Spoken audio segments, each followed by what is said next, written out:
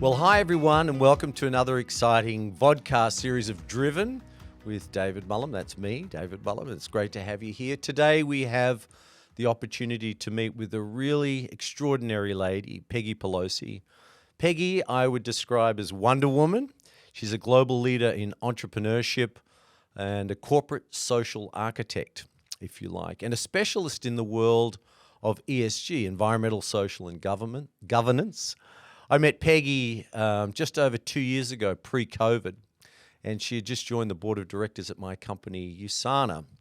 And the first thing that struck me about her was her incredible ability to immediately connect with you as an individual and to really be in the moment, to be focused and engaged. It's a really beautiful skill.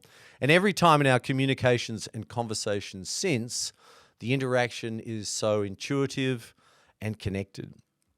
In many ways, as you look at her incredible career, that's the kind of person that she truly is, very much in the moment, very much connected, but with a great vision for opportunity.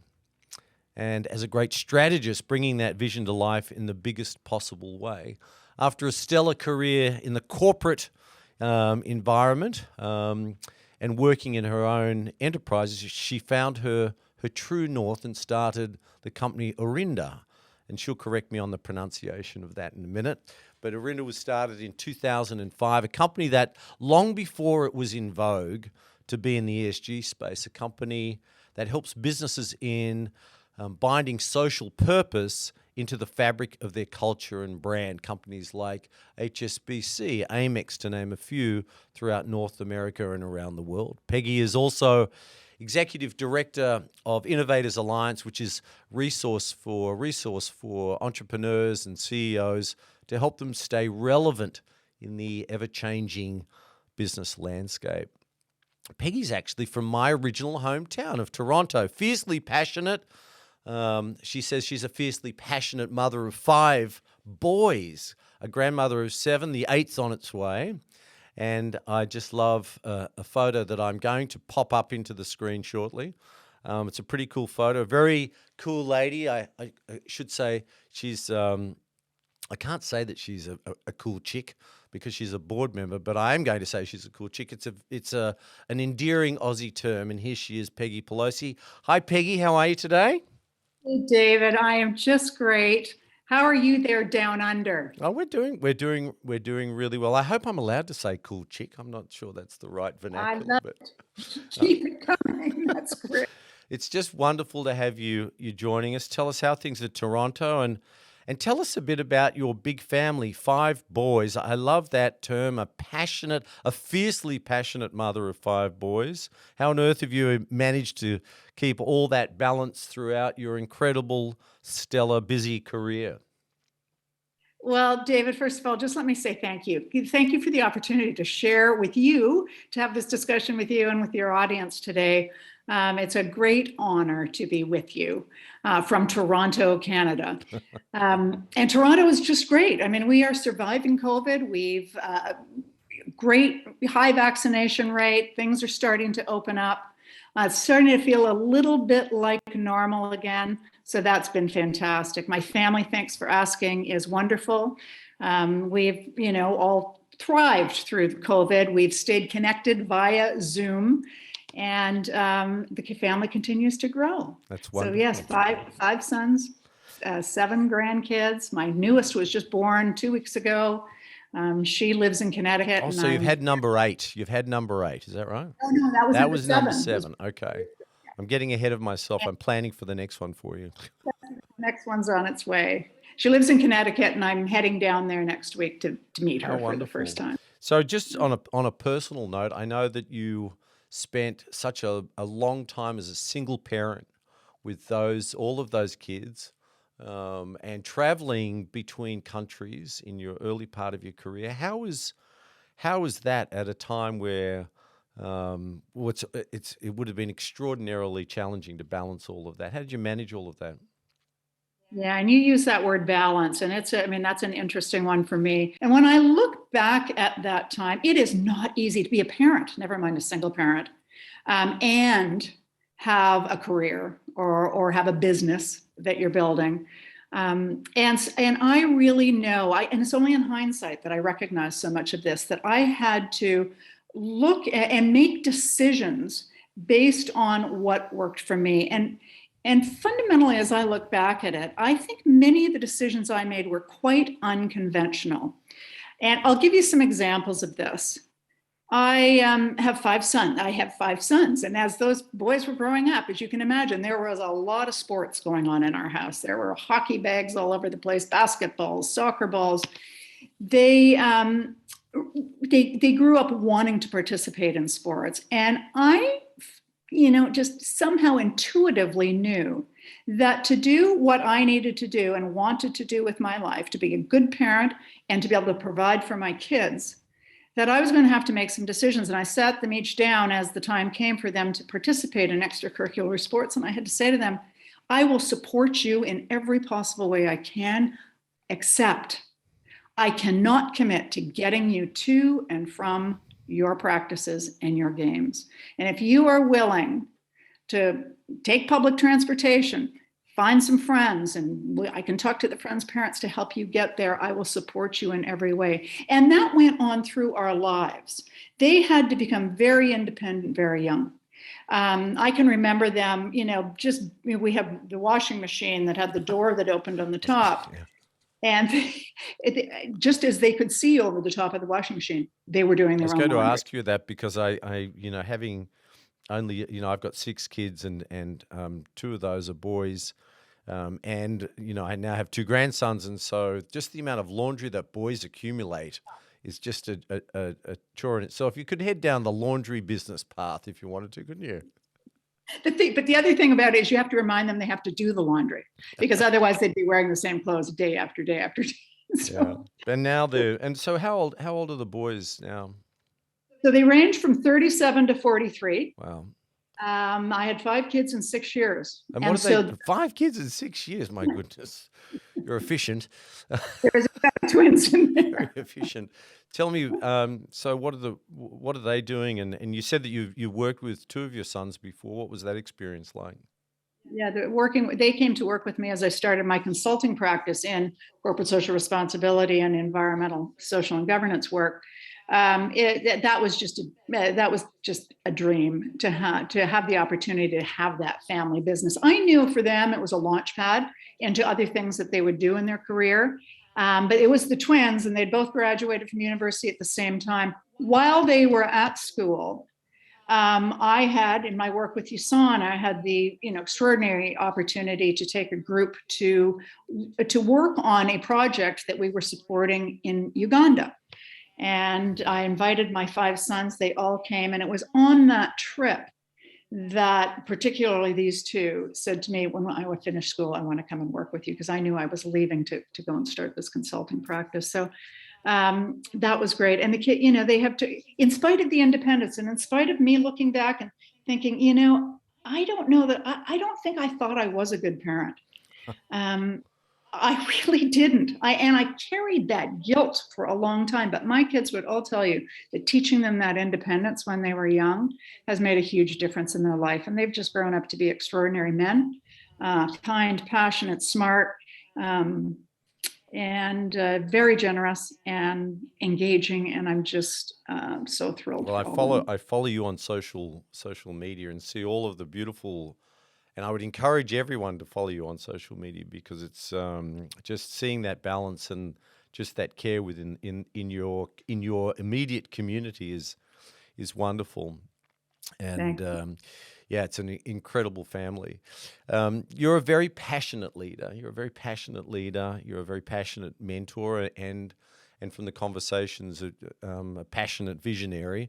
I found a video the other day of you, which was shot in 2005, which you gracefully and graciously declined for me to be able to show it today. But as I mentioned earlier, your focus on what is commonly known today as ESG started well before it even had those words attached to it. I think really it's become something that's high profile in the last few years, but for you, it started a long time ago, and you were really at the forefront in many ways with many companies, that educating them about it and start getting them started to understand that. So tell us about that passion for this space and what happened that moved you. I know that trip was part of it, but was it over a series of events over a period of time? And how hard was it to get traction in your own enterprise at the beginning? Oh, that's a great question. And I mean, thinking about the chronology of it, I have to say that the spark that lit my commitment to doing this as to provide this service to other businesses was lit by USANA and Dr. Wentz. Right. And it was through Dr. Wentz encouraging me while I was working with USANA to go out and find a social purpose that USANA could wrap its arms around, could bring into the culture of the company, weave it into the fabric of that corporate culture, and engage our stakeholders in the process, starting with our employees and our customers. And it was having that experience and then taking that trip to Uganda, seeing the reaction of my sons, realizing that I had found my purpose. I realized that what I was here to do was to help other businesses figure out how to do this. So that was the spark for it. But when I think back, even growing up, look, walking past the Body Shop when I was a teenager, and I'm sure the Body Shop is all over the world, but Anita Roddick, the founder of the Body Shop, she was an animal advocate. And she had a passion for animals. And she started a company with a social purpose to create a personal care product line that had no animal testing. I'm an animal lover. I fell in love with that. And I think we started to plant that seed that business can have a purpose beyond making money. And there are so many of those stories that it kind of goes back to that for me. Yeah. And then to take the leap and to say, this is what I'm going to do. I'm going to help other businesses figure out how to do this, was really thanks to the experience I had at USANA. I mean, you're talking about two things. We got to jump into mentors. You talk about Dr. Myron Wentz from USANA and other people, and then again, finding that passion at a younger age. I had the same experience in Uganda. I took my daughter, one of my daughters there when she was 15. And again, finding that experience. And of course, as like in your family and many of the people looking today have second generation sort of entrepreneurs coming up, and they're measuring success by numbers, and they're measuring success by things, or financial benefit, where it seems like the focus of the measurement of success needs to be much more than that, have a different depth, have a bit of a social conscience around it. And so what's your advice for the up and coming entrepreneurs? My 36-year-old son, running his business, and everyone's striving to push ahead, and busy lives, and as you say, with family, but it seems like you've got to carve this out just for your own benefit and but also for your contribution to community. I understand. I mean, those of us that have been entrepreneurs understand that when you go out to start a business, one of the drivers to do that is you want that freedom. You want the freedom. You are passionate about something. You have a skill. You want to go out and do that. And yet there's this fine balance between having to make a living and also then designing your life the way you want to do it. So I fall back on this, understanding what the purpose is and how you are in what you're doing, improving the quality of other people's lives, or of the planet's life. Yeah. But it's the difference that you're making in the quality of life for both yourself and for those that you're serving. And so I feel that's one of the most important things for entrepreneurs to know is to get, outside, as you said, David. It's not just about making a living. It's not just about making money and having things. At the end of your life, you're going to look back at it and want to know that you made a difference, to others. And so it's figuring out what that purpose is and then working towards that. Yeah. How do you figure out what that purpose is? Sorry to put you on the spot. How do you do that? Because it's tough. It's really It's tough, and in the busyness of life. it doesn't always just happen. But so for me, in my case, it was keeping my antenna up. I mean, I didn't even realize that I was doing that, keeping my antenna up. But I always knew that what I had to do something that I was driven by passion. And I was driven by passion if I knew that I was providing value to other people. And so whether it was in, the very first, I started my first business when I had 5 kids under the age of 6. And it was in an educational toy company. And I had these children, and I was very absorbed in early childhood education. I was frustrated. I couldn't find the kinds of toys I wanted in the marketplace. So that gave me purpose, was to say, I'm going to provide this great value to other parents by putting together a collection of good quality educational toys and then showing them how to make them work and create a love of learning in their own children. It was kind of being driven to find those things. I didn't, for instance, in the work I do now, which is truly my calling, this world around ESG and corporate social responsibility and social purpose, I didn't discover this until I was 50.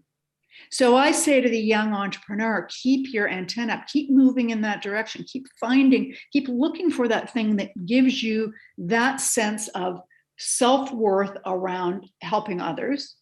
And it comes back, it's karma, it comes back to reward you with just, as I said, that good sense at the end of the day, that sense. That's a nice lead in actually to my next question, because you wrote a book some years ago named Corporate Karma. It's a great read, and it seems to drive that message of what goes around comes around, or a saying that I've used a lot over the years, that it's when you focus on the needs of others, you'll never be disappointed. But have you ever been disappointed in in the corporate environment? Have you had, let's dig into some of the, working in the area that you've done over the years, and particularly in a period of being a single parent, being a female, being a lady in the corporate environment. I'm sure you've had some challenging times. Well, it's interesting. I'll start with the last part of that question about being a female in the corporate world, in what could be considered very male dominated at the time. Here's the thing. I grew up, I have 4 brothers and no sisters. I have 5 sons and no daughters. I was surrounded by testosterone all my life. And when I went into my first, real corporate job was with USANA Health Sciences. And I was on the management team, and I was sitting around a table with the rest of the management team. And it was like 7 or 8 men and me. And so I think because of my, the world that I'd grown up in, I didn't find it a barrier. I moved forward. I do understand it can be it can be challenging, but I did have that sort of leg up going into it. You've got a certain strength. You're a bit of a butt kicking ninja, I think. So it's like, I wasn't intimidated by it, that's for sure. But back to your question about challenging times, absolutely, in business, particularly in the work that I do. This world, this need for business to extend its mission beyond its balance sheet, to really understand that it's not just about the shareholder of the company or the owner of the company or the investors in the company, that all stakeholders need to be treated well and with respect, and that it is integrating all of the stakeholder needs into the decisions that the company is making. But I have worked with many businesses who, as the world of social purpose and corporate social responsibility and ESG has, it has accelerated exponentially during COVID, by the way, for all kinds of reasons. But as they realize that there's this pressure to, do this, which used to be considered, isn't that a nice thing to do? to care about the community, to care about the planet, to care about employees. It is now a cost of entry for business. They are being forced to. But the challenge and the disappointment to me, David, is the companies that still are doing it because they are being forced to and not because they believe it's the right thing to do. It is the right thing to do because of all the stakeholders involved, whether it's fair pay, or it's taking care of the communities that you're doing your business in, or it's taking care of the planet, which is the only one that we have.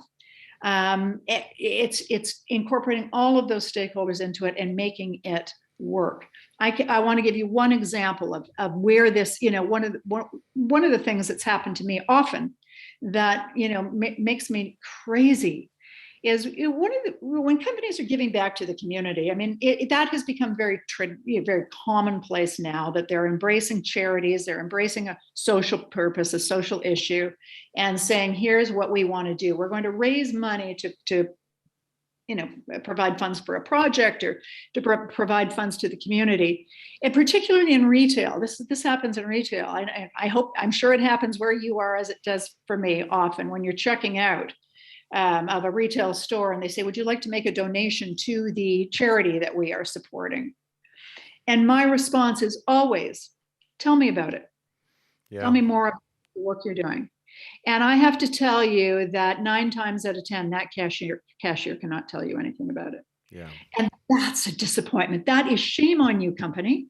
You're asking your frontline people to ask your customers to provide to help you, support this social issue, but you're not taking the time to educate your frontline people on what you're doing.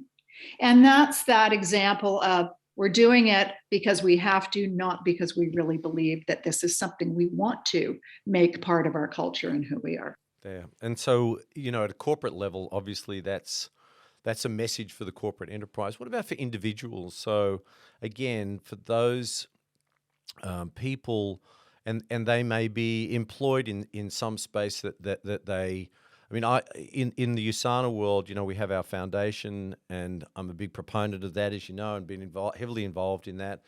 But also, my passion in the Surf Aid environment, is another charity that I'm very much involved in. What's your advice for the individual to find their space and really, that true north? And it's a true north. And so often my experience, David, is that people stumble into it. They don't go out looking for it, but once they have the experience, this is why I love it, if every company would wrap their arms around a social issue, bring it into the corporate culture, and provide opportunities for their employees to get out into the community and participate, whether it's through volunteering their time, whether it's through doing some fundraising, becoming an advocate for that social issue, whatever it is, because people don't know what they don't know. And until you've had the experience, for many people, until you've had the experience of getting out, rolling up your sleeves, doing something that helps you extend your own life outside of yourself to provide some value and contribute to improving the life of other people. Until you've had that experience, many people don't know what it is, don't know the value that they're going to get out of it. And often there can be a little bit of fear about it because they don't get it and they don't understand it. So if companies give their employees the experience to be able to go out and do that, then the employee itself, that the individual can say, wow, that was a very cool experience. I want more of that. I want more of that good feeling that I just got. And so often that is the way it happens. And so again, as I said, it's keeping your antenna up. And again, finding something that you're passionate about. You're a surfer, David. So of course, Surf Aid. What a great one. I get in the water. Every morning. Every morning. Yeah. It's finding something that you're passionate about. For me, I sit on the board of Women for Humane Canada. So it's all about, the Humane Society and animals. I'm an animal welfare advocate. Like you, the USANA Foundation, those garden towers are, It's a pretty amazing program. I saw that to be looking at creating sustainable solutions to hunger, in addition to the relief work that we do around food and nutrition, that's just a spectacular project to be involved in. So it's finding that. That's great. Thank you. I just want to bump into entrepreneurship really quickly because we've got a few minutes left to go. But in your career, working in the corporate environment, then into your own enterprises, and then really following your passion, was there a point in time? Is there something that really nearly stopped you from? You just want to throw your arms up in the air and give up? And was there something then that accelerated it for you in a particular time? You've got the kind of the yin and the yang element. Yeah. Was there one thing that almost stopped me? One major thing. I mean, there's always a couple of things that go on, I'm sure. But. Yeah. No, that expression and there's a graphic that shows, most people think you start here and the success, you go like that. You just go straight. No. It's like what, somebody said to me, it's like a yo-yo going up an escalator on your way to it. So there were many, many experiences that I have, as any entrepreneur would have had, where you just go, oh, I can't do this anymore. This is it for me. I had in my very first business venture, I ended up closing that business down. I went out of business. Right. It was market circumstances. This is the educational company. This was the educational toy company. Started it, exploded.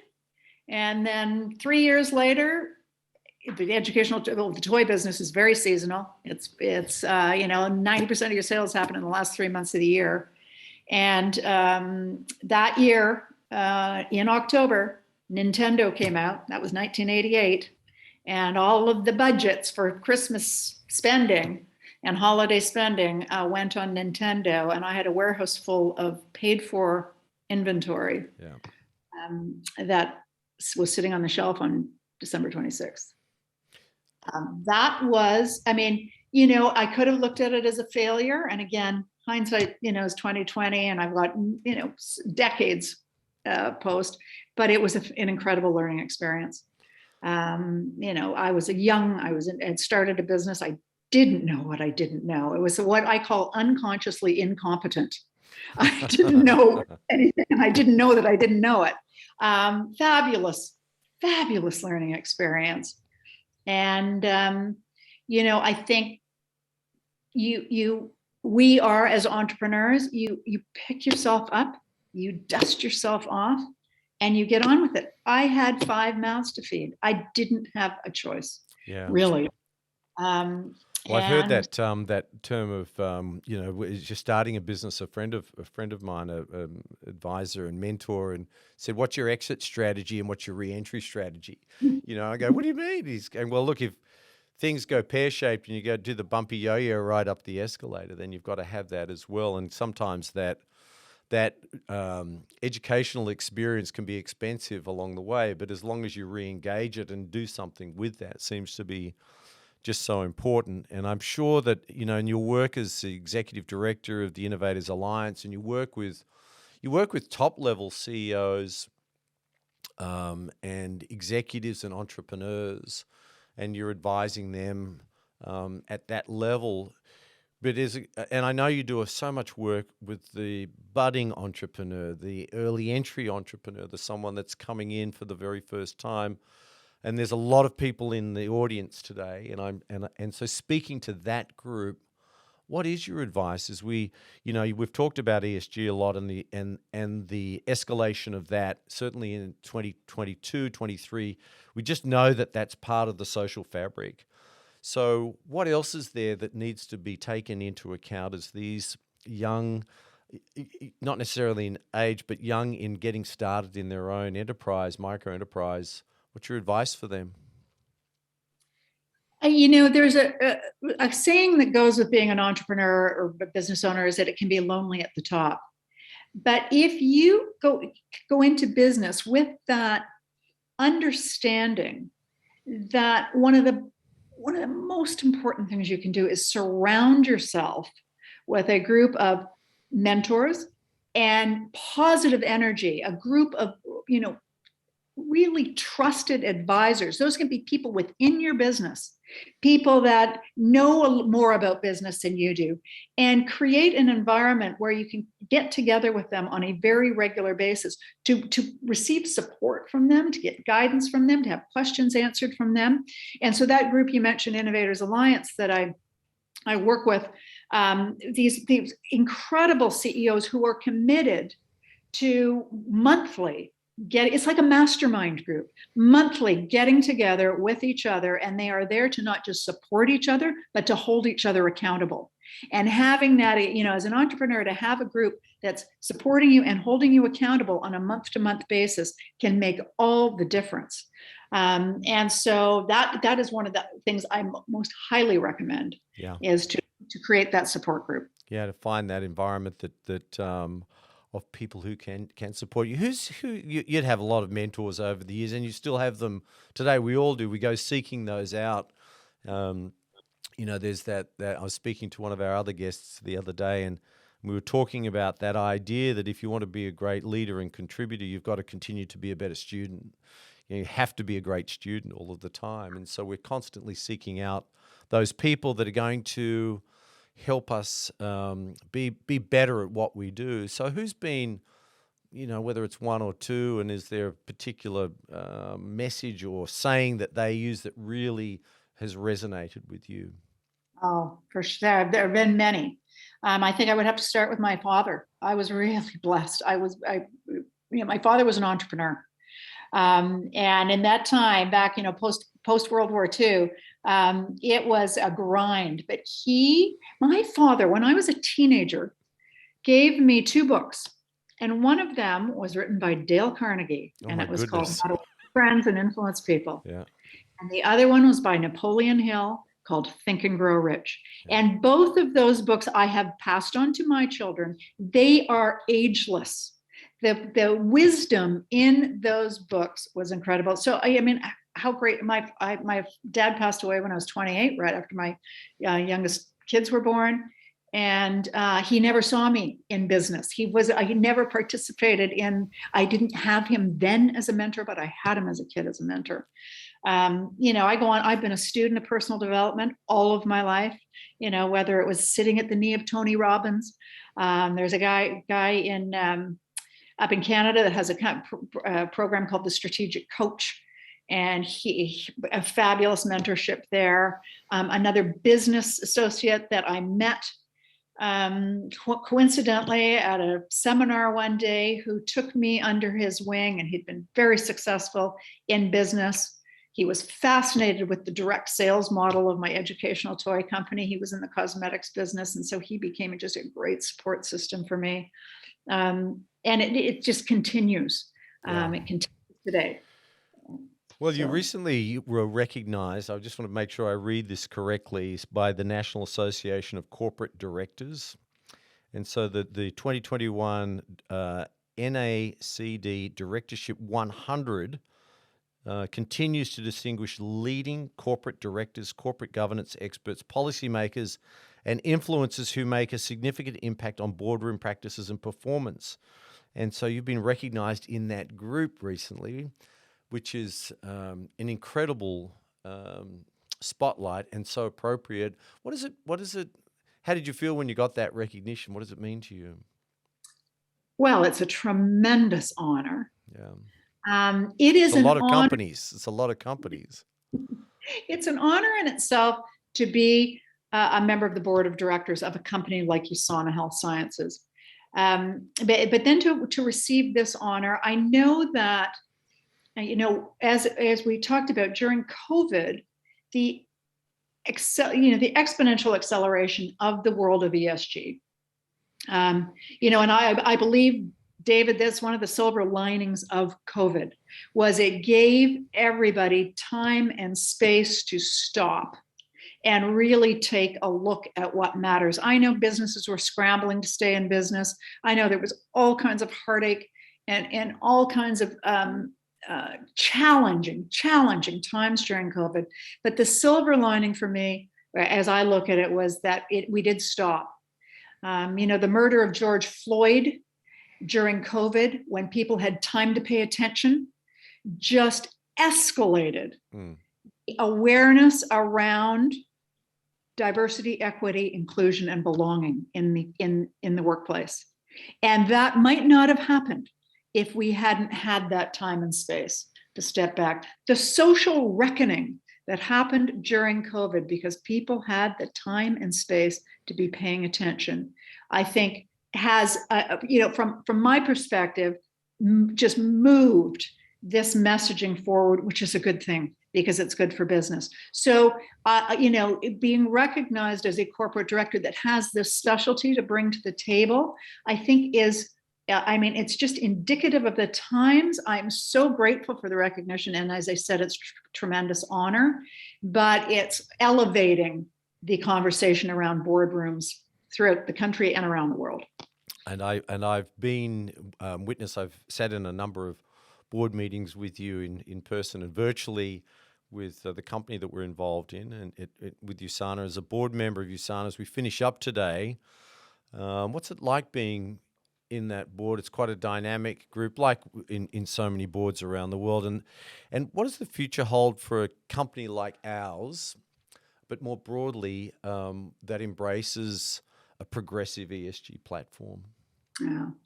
Well, I really do applaud USANA Health Sciences for being courageous. I mean, it's being courageous to step up and say, we are going to be a leader in this space.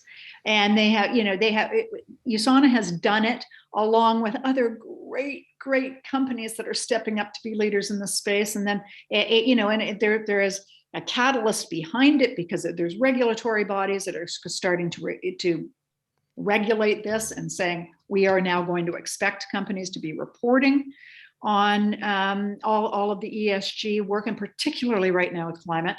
I mean, we're in a climate emergency. There's a climate crisis. But all of that to say that when I first met USANA Health Sciences was back in 1999. And I was there, I thought I was interviewing the company. Not that they were interviewing me. I, at one point, turned to Dr. Myron Wentz, who was in the room, the founder and then chairman and CEO of the company. And I said, Dr. Wentz, why would I want to come and work for USANA Health Sciences? And he sort of looked at me for a few minutes, or a few seconds, said, that's a good question. Here's why. And I don't know if it was 15 minutes or an hour. He began to describe and paint the picture of his vision and his purpose for the company. And when he was finished, I knew I wanted to be part of it. It was while I was there that I discovered my purpose of helping businesses figure out what their social purpose was. So I left USANA to go and build that, to be invited back at this, years later, to be part of the future of this company that still has that vision, still has that mission, still lives true to those values, is an honor. And so, my role as a director is not to roll up my sleeves and do the work, but really to oversee the great work that the team is doing. David, you're one of those people. It is such, it resonates with my values where USANA is and the people that are guiding the company forward. Well, thank you. It's an honor that we, and I think we're so fortunate to have you as part of the board of directors, and it's really a great opportunity for us to introduce you or reintroduce you to a lot of the people that are involved in the company around the world. Of course, when we started this series, the idea was that we was part of an umbrella program to just introduce a number of our new board directors to the USANA family. And as I was sort of researching and creating the content with each of you, it just seemed like we wanted to share it further. And so we're sharing this across multiple platforms, across multiple languages to be translated into. And because I think, and we've been talking about just a few companies today, but everything that we're talking about really resonates both at a personal, individual, micro entrepreneurship or micro enterprise, all the way to any major concern in corporate, any global enterprise. And so I just wanted to thank you for your time today. Appreciate you so much. We could sit here and do this for a day. We might have to come back again next year and do that. I've seen you present in person, and I'm looking forward to that opportunity as well. But Peggy, thank you so much for taking time out to be with us today. I know that our audience is going to just so enjoy hearing from you. Thank you so much. It has been a pleasure. Okay. Well, ladies and gentlemen, boys and girls, thank you to Peggy Pelosi for spending time with us today and really taking us on a quite incredible journey, not just of her life and her work as an entrepreneur, but the influence that's had and is still having across so many platforms. And it's the type of people, Peggy's the type of person that you just want to have come into your life. And as she said, you've got to go out and seek those people and get connected to them. And we're just so fortunate to have that relationship with her for many, many years to come. Anyway, that's all for today. It's great to have spent some time with you and look forward to our next episode of Driven with David Mullen.